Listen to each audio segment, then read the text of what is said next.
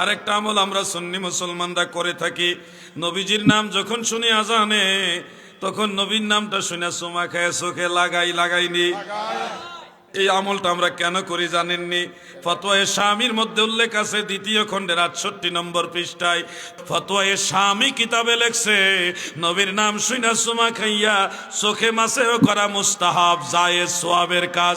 এই সমস্ত লোকগুলো কথায় কথায় ইবনে আবিদিন শামী রাহিমাহুল্লাহর কথা দিয়ে দলিল দিয়ে থাকে। তারা বলে যে ইবনে আবিদিন শামী রাহিমাহুল্লাহ ফতোয়া শামীর মধ্যে এই চুমু খাওয়াটাকে মুস্তাহাব বলে আখ্যায়িত করেছেন, কিন্তু শেষে দিয়ে যে তিনি কি বলেছেন এই বিষয়টাকে তারা আর বলে না। ইবনে আবিদিন শামী রাহিমাহুল্লাহ ফতোয়া শামীর দ্বিতীয় খণ্ডের 68 নম্বর পৃষ্ঠার মধ্যে কিতাবুল আজান অধ্যায়ের মধ্যে উনি এই বিষয়টা আলোচনা করে বলেন, ওয়াজাকারু যালিকাল জারাহি ওয়া আতালা সুম্মা ক্বালা ওয়ালাম ইয়াসিহ ফিল মারফু'i মিন কুল্লি হাযা শাই।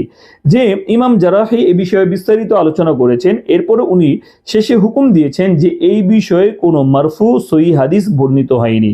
অনাকালা বা'দুহুম আন্নাল কাহস্তানি কাতাবা আলা হামিশি নুসখাতা আন্না হাযা মুখতাসুম বিল আযান। তবে অনেকেই বলে থাকে যে এটা শুধুমাত্র আজানের সাথেই খাস। ওয়াম্মা ফিল ইকামা ফালাম ইউজাদ বাদাল ইস্তিকসা আত-তাম আত-তাতাব্বু।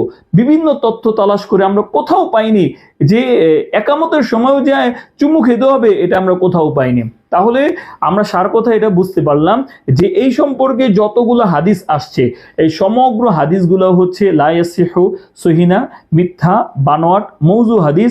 অতএব এগুলোকে দলিল হিসেবে পেশ করা যাবে না। শুধু তাই না, আপনারাও যদি আল মাসনু' ফি মারিফাতিল হাদিসিল মাওযু মোল্লা আলী কারি রাহিমাহুল্লাহর এই কিতাবটা দেখেন, 169 নম্বর পৃষ্ঠার মধ্যে মোল্লা আলী কারি রাহিমাহুল্লাহ এই হাদিসটা এনে বলেন, বা'দা তাকবিলিহা ইনদা সিমাই কাউলিল মুআজ্জিন আশহাদু আন্না মুহাম্মাদুর রাসূলুল্লাহ মা কাউলিহি আশহাদু আন্না মুহাম্মাদান আবদুহু ওয়া রাসূলুহু।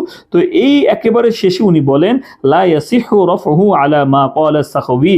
যে ইমাম সাখাওয়ি উনি বলেছেন এই হাদিসটা মারফু সূত্রে বর্ণিত হয়নি, লা ইয়াসিহু, এই হাদিসটা সহিহ না। শুধু তাই না, আপনি যদি ইমাম সাখাওয়ির প্রসিদ্ধ কিতাব আল মাকাসিদুল হাসানা ওটাতেও দেখেন, ওই জায়গার মধ্যেও ইমাম সাখাওয়ি রাহিমাহুল্লাহ এই বিষয়টাকে একেবারে স্পষ্ট করেছেন।